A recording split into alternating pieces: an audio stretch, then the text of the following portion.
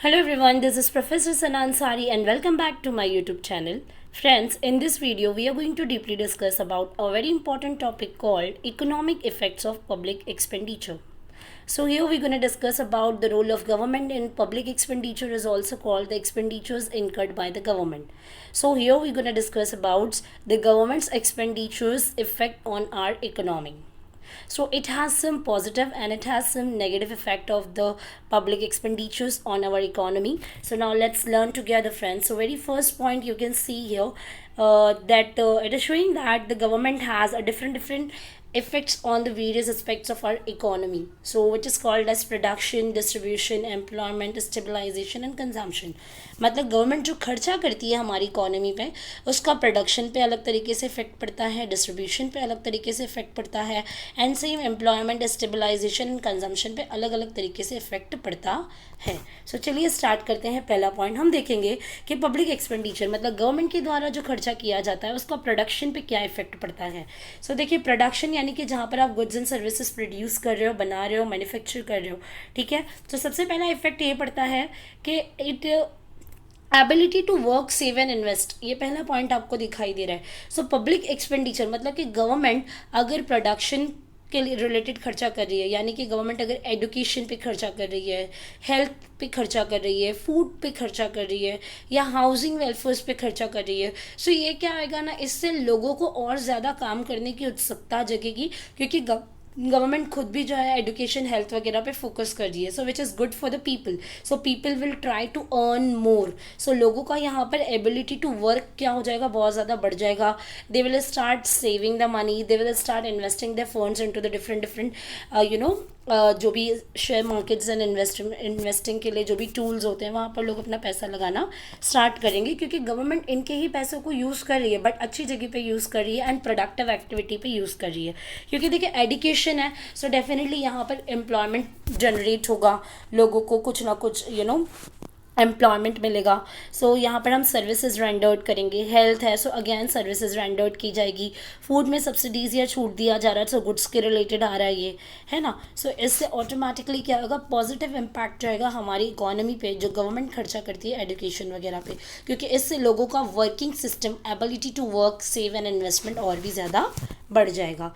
And then we have a second point, that is a willingness to work, save and invest. देखिए, अगर government खर्चा करती है social security पे, सो लोगों का विलिंगनेस क्या हो जाएगा, रिड्यूस हो जाएगा to work, save and invest their money.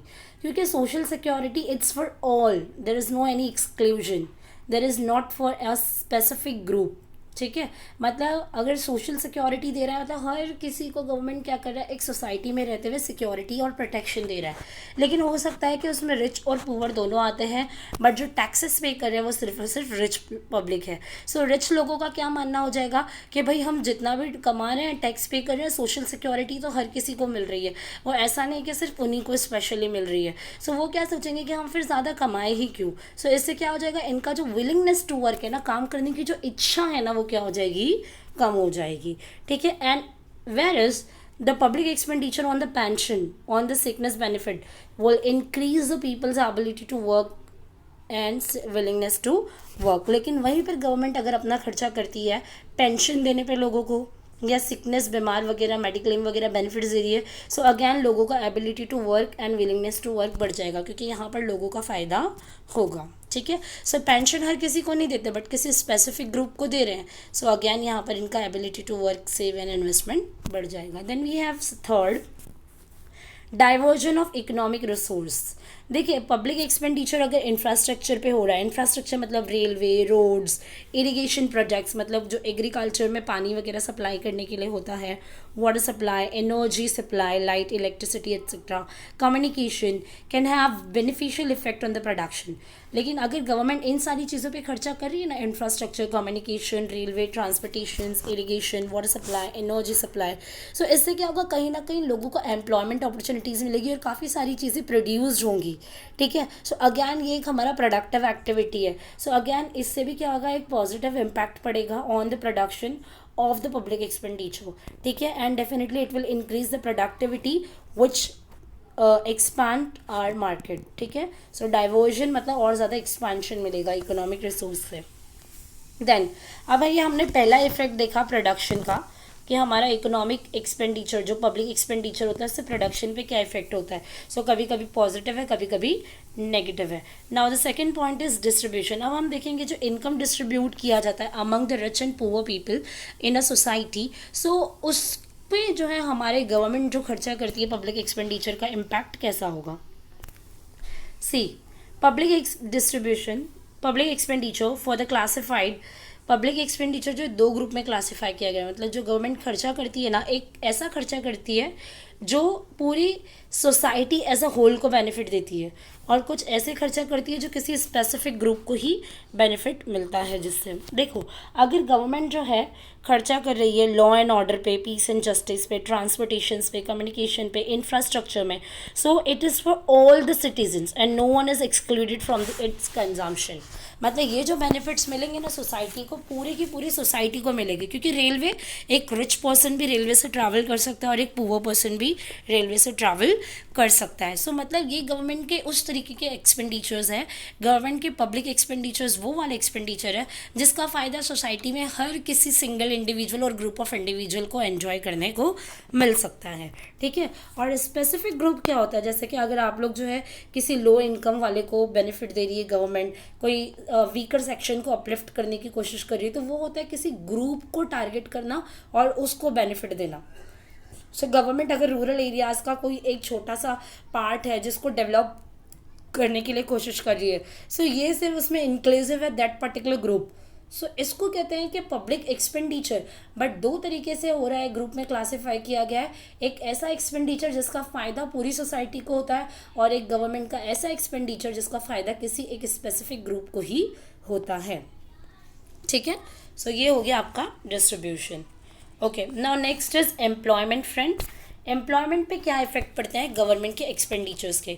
देखिए, गवर्नमेंट अगर इंफ्रास्ट्रक्चर वगैरह पे काम कर रही है, एग्रीकल्चर पे काम कर रही है, सो डेफिनेटली वहाँ पर लोगों को एम्प्लॉयमेंट अपॉर्चुनिटीज़ मिलेगी। देखिए, गवर्नमेंट अगर एग्रीकल्चर काम कर रही है तो खेती बाड़ी में काम करने के लिए वी नीड लेबर्स, वर्कर्स, मजदूर, राइट। सो लोगों को यहाँ पर एम्प्लॉयमेंट अपॉर्चुनिटी मिल रही है। देखो, in developing economic like India, public expenditures is use for the employment generation. मतलब गवर्नमेंट अपने पैसे को यूज़ करती है जिससे वो क्या कर सके, लोगों को एम्प्लॉयमेंट दे सके। जैसे गवर्नमेंट को ऑफिशियली 2005 में एक एक्ट बनाया गया मनरेगा करके। इसका फुल फॉर्म है Mahatma Gandhi national rural employment guaranteed act. मतलब यहाँ पर महात्मा गांधी के अकॉर्डिंगली यहाँ पर एक जो एक्ट बनाया गया था जो नेशनली रूरल एरियाज़ के डेवलपमेंट की गारंटी करता है। मतलब यहाँ पर स्पेशली एग्रीकल्चर जो होता है, स्मॉल स्केल एंटरप्राइजेस जो होती है, उनको जो है यहाँ पर एग्रीकल्चर को प्रमोट करने के लिए होता है। और एग्रीकल्चर में तो हमको लेबर्स एंड मजदूर चाहिए।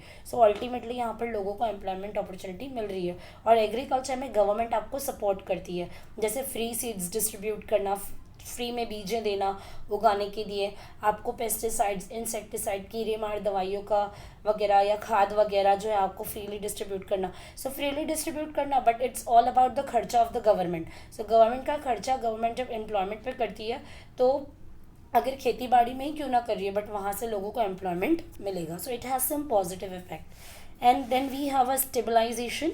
देखो, stability of the price level and income level is very must. आपका जो इकोनॉमी है उसमें प्राइस लेवल और जो इनकम होता है ना लोगों का, वो स्टेबलाइज्ड होना बहुत ज़रूरी है। क्योंकि क्या होता है ना, अगर प्राइस लेवल बहुत ज़्यादा बढ़ गया, चीज़ों की कीमतें बढ़ गई, तो इन्फ्लेशन आ जाएगा। और रेसेशन तो हमको मालूम है कि रेसेशन में क्या होता है बेसिकली, इस if there is a recession, यहाँ पर आप देख सकते हैं in the economy, so we can say that the during the recession the price level falls। जो प्राइस लेवल होता है वो क्या हो जाता है, बहुत ही ज़्यादा गिर जाता है। और इससे क्या होता है, अनएम्प्लॉयमेंट बढ़ जाती है। अनएम्प्लॉयमेंट मतलब बेरोजगारी क्या हो जाती है, बहुत ज़्यादा बढ़ जाती है। सो बेरोजगारी बढ़ जाने की वजह से गवर्नमेंट क्या करती है, खर्चा करती है ऐसे प्रोजेक्ट्स पे जहाँ पर लोगों को काम मिल सके। और लोगों को काम मिलेगा मतलब एम्प्लॉयमेंट मिलेगा, फिर वो कमाएंगे, सो उनके पास पैसा आएगा, वो कंजम्पशन कर पाएंगे, तो थोड़ा बहुत इकोनॉमी में स्टेबिलाइजेशन भी आ जाएगा। Then we have last point friend which is called the consumption.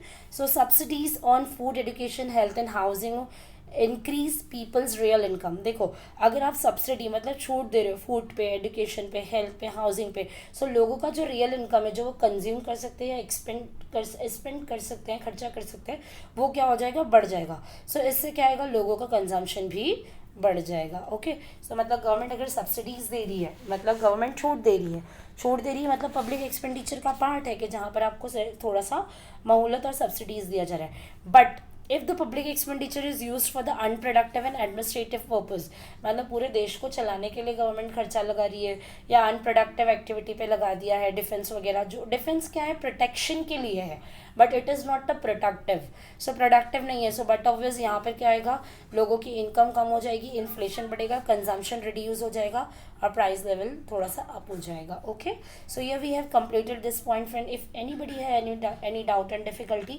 so please make a comment on my YouTube channel. That's all enough for today. Bye bye, have a nice day, take care.